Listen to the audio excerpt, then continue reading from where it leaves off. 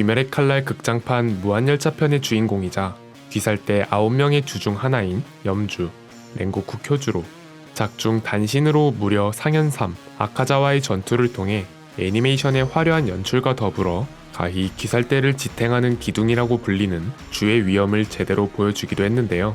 과연 그는 얼마나 강력했을까요? 그리고 그는 어떤 이야기를 가지고 있을까요? 간디 채널의 귀멸 이야기 랭고쿠 편 지금 바로 시작합니다.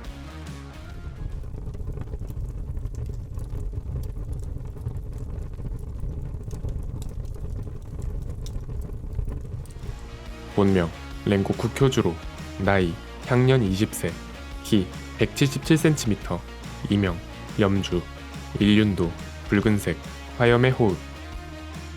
그는 매우 화려한 머리색을 지녔습니다. 금발을 메인으로 끝에는 붉은색을 띠고 있으며 기본적으로 더벅머리 스타일입니다. 뒷머리는 어깨에 닿을 정도이고 앞과 옆머리는 각각 턱끝까지 내려올 정도의 기장을 지니고 있습니다. 일반적인 귀살대 제복을 입으며 그 위에는 하얀색을 베이스로 자신이 염주임을 상징하듯 끝단에 불꽃이 그려진 하우리를 걸치고 다닙니다. 정직하고 올곧은 성격, 우렁차고 활기찬 말투, 언제나 긍정적이고 주변에 에너지를 불어 넣어주는 태도 등 열혈남아라고 하면 떠오르는 그 성격을 그대로 지녔습니다. 그래서 다른 주들에게도 하나같이 평이 좋고 원만하게 지냅니다. 하지만 이 때문에 랭고쿠의 반응이 오버스럽기도 하고 지금 대화가 제대로 성립이 되고 있는 건가? 라는 생각이 종종 들기도 합니다. 작중 시점 기준 전 주였던 스승의 뒤를 이어 주가 되거나 파생호흡법에 통달하면서 새로운 주의 자리에 오른 대부분의 경우와는 달리 염주의 자리는 아버지를 이어 아들이 맡게 되었습니다. 하지만 전 염주이자 쿄주로의 아버지 신주로는 다른 이들처럼 작전 중 사망하거나 신체 결손으로 기량이 하락하면서 부득이하게 은퇴한 것이 아니라 아무리 노력해도 헤이 호흡을 넘어설 수 없다는 진실을 깨닫고 시리에 빠져 은퇴했다고 합니다.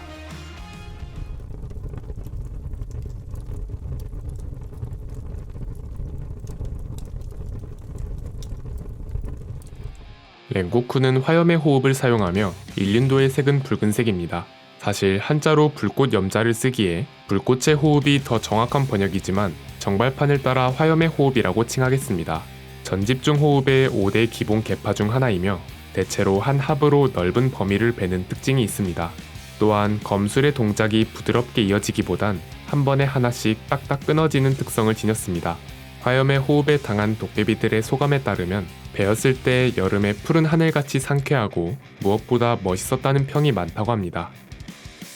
전 염주였던 아버지에게 가르침을 받거나 따로 스승을 두어 호흡법을 전수받은 것이 아니라 겨우 3권만 있는 화염의 호흡 지침서를 참고해 오직 독학을 통해서 무려 주의 자리까지 올라섰다고 합니다.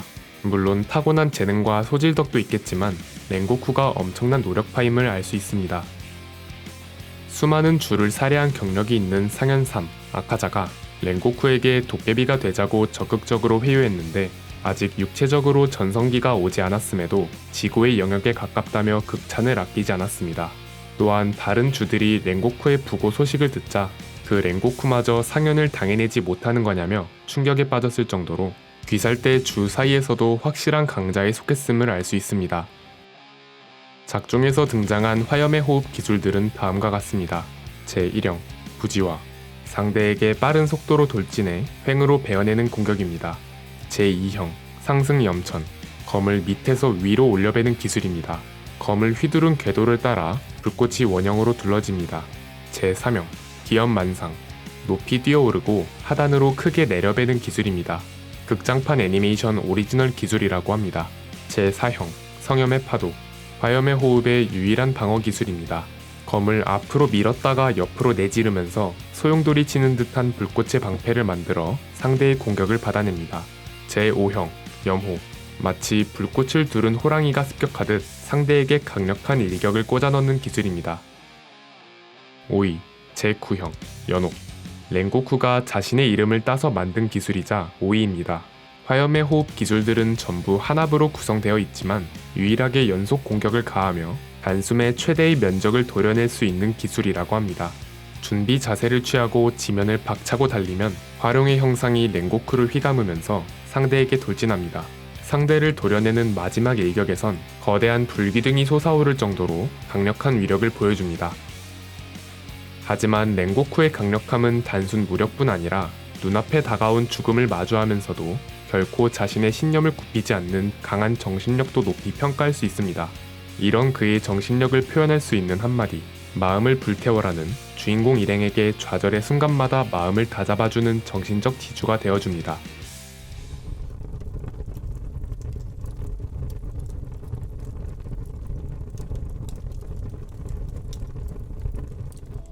수주와 충주의 지원 덕에 무사히 하연 5, 루이를 처치하고 우부야시키의 뜻대로 네즈코와 탄지로를 귀살대 본부로 데려간 후 주합 재판에서 등장합니다. 딱 봐도 선하게 생긴 인상 때문에 탄지로의 편을 들어주지 않을까 하는 기대도 있었지만 의외로 도깨비를 용납할 순 없다며 네즈코의 즉결 처분을 주장합니다. 하지만 인간을 해하지 않으려는 네즈코의 필사적인 의지와 우부야시키의 말을 들은 후부터는 호의적으로 대해줍니다. 이후 본격적인 무한열차편의 이야기가 펼쳐집니다. 단기간 동안 열차에서 40명 이상의 민간인이 행방불명되었고 조사를 위해 수명의 대원을 보냈지만 전원 소식이 끊겼기에 중대한 사건으로 보고 주인 랭고쿠가 향하게 됩니다. 그리고 랭고쿠가 맡게 된 임무에 협력하기 위해 탄지로 일행이 합류하게 됩니다. 랭고쿠는 탄지로와 옆자리에 나란히 앉게 되었고 탄지로는 랭고쿠에게 히노카미 카구라에 대해 아는 게 있는지 물어봅니다. 하지만 랭고쿠는 짚히는 바가 없었기에 모르겠다고 답하며 뜬금없이 자신의 후임 자리를 권유합니다. 이후 탄지로에게 호흡법의 토대가 되는 5대 계파와 파생된 호흡법들에 대해 설명해주고 탄지로의 일륜도 색이 흑색이라는 것을 듣자 흑도를 사용하는 검사가 주 자리에 오른 적은 없으며 현존하는 모든 호흡법 중 무엇이 적성에 맞는지도 밝혀지지 않았다고 알려줍니다. 이야기가 얼추 끝맺음 됐을 때 기관사가 열차의 표를 확인하러 옵니다. 그런데 표 확인을 마친 직후 열차의 불이 점등하더니 갑자기 도깨비가 모습을 드러냅니다. 하지만 12개월조차 아닌 도깨비는 주에게는 감히 상대도 안 된다는 것을 보여주듯 랭고쿠가 화염의 호흡 제1형으로 일격에 쓰러뜨렸고 근처의 열차 칸에 다른 도깨비가 있음을 감지하고 달려갑니다. 조우하자마자 이노스케가 달려들었지만 오히려 위험에 처하자 랭고쿠는 엄청난 속도로 이노스케를 구해주고 도깨비의 공격을 여유롭게 피했으며 아직 대피하지 못한 승객까지 구출하고 나서 화염의 호흡 제2형으로 일격에 해치웁니다. 이렇게 한바탕 소동이 마무리되고 열차는 다시 평화를 되찾았다는 듯 모든 일행이 곤히 잠에 빠진 장면이 나오면서 각자 행복한 꿈을 꾸게 됩니다. 하지만 이는 전부 12개월 하연 1, 엔무의 혈기술이었음이 밝혀집니다.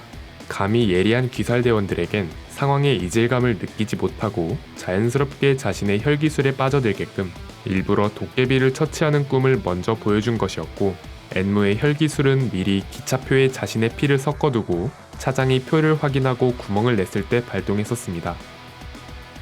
엔무가 보여주는 꿈의 세계는 무한하지 않고 꿈을 꾸고 있는 대상을 중심으로 원형의 형태를 띠고 있다고 합니다. 보여주는 꿈의 바깥에는 무의식의 영역이 있으며 인간의 원동력은 마음이자 정신이기 때문에 그곳에 있는 정신의 핵을 파괴하면 정신이 붕괴하여 폐인이 된다고 합니다. 하지만 랭고쿠는 본능적으로 위협을 느꼈는지 분명 잠이 든 상태임에도 자신의 꿈의 영역에 들어온 소녀의 목덜미를 잡아버립니다.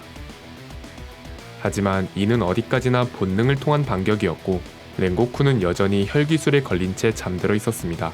가장 먼저 잠에서 깬 탄지로가 열차 위에서 엔무와 격돌하는 사이 네즈코의 도움으로 잠에서 깨어납니다.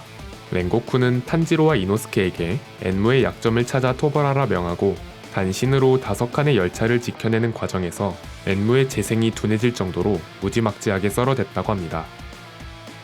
탄지로와 이노스케가 힘을 합쳐 엔무의 목을 베자 랭고쿠는 탈선하면서 전복하는 열차를 지키기 위해 미친듯이 기술을 내질러 차량의 피해를 최소화시켰다고 하며 외부로 나가 탄지로의 부상을 수습하고 이렇게 열차 사건이 마무리되나 싶었을 때 갑자기 상현 3, 아카자가 나타납니다. 아카자는 곧바로 탄지로를 제거하려 했지만 랭고쿠가 순식간에 아카자의 팔을 갈라버리면서 막아냅니다. 아카자는 랭고쿠의 강함의 매력을 느껴 인간은 결국 늙으면서 점차 새하고 마는 운명이니 도깨비가 되지 않겠느냐고 회유했지만 랭고쿠가 단호하게 거절하자 전투에 돌입합니다. 랭고쿠가 아카자의 속도를 따라잡으면서 대등하게 겨루자 정말 마음에 들었는지 죽이기엔 너무 아깝다며 랭고쿠의 공격을 적당히 받아내기만 하고 도깨비가 되지 않겠느냐고 더 적극적으로 권유합니다. 상처를 재생하고 여전히 여유있는 태도를 보여주는 아카자와 달리 랭고쿠는 치명적인 중상을 입고 상당히 지쳐있는 모습을 통해 인간의 한계를 보여줍니다. 그럼에도 아카자의 제안을 꿋꿋하게 거절하고 자신의 최강 기술, 화염의 호흡 제9형, 연옥을 내지릅니다. 하지만 아카자가 손으로 랭고쿠의 도신을 붙잡으면서 궤도를 살짝 틀어 자신의 목을 지켜내자 랭고쿠는 그대로 검을 돌려잡아 위로 올려뱉니다. 그 후 아카자의 주먹이 랭고쿠의 복부를 관통했고 랭고쿠는 마지막 힘을 쥐어짜 아카자의 목에 검을 꽂습니다. 자신의 목에 검이 꽂혀 당황한 아카자는 주먹을 내질렀지만 랭고쿠가 아카자의 주먹을 낚아챕니다. 아카자가 곧 날이 밝아옴을 눈치채고 도망가려 하자 랭고쿠는 절대로 놓치지 않겠다며 배에 힘을 줘 아카자의 팔이 빠지지 않게끔 붙잡고 아카자의 목을 베기 위해 칼을 쥔 팔에 온 힘을 쏟아붓습니다. 랭고쿠를 돕기 위해 탄지로와 이노스케가 달려들자 결국 아카자는 양팔을 포기하고 태양을 피해 도망칩니다.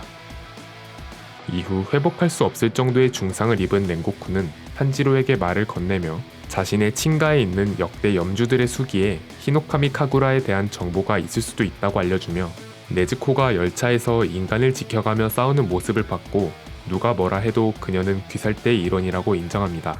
그리고 주인공 일행들에게 자신의 나약함이나 무능함에 아무리 좌절하고 쓰러지더라도 마음을 불태워라, 이를 악물고 앞을 바라보라는 명대사를 남기고 어머니의 혼령을 보고 환한 미소를 지으며 조용히 숨을 거둡니다.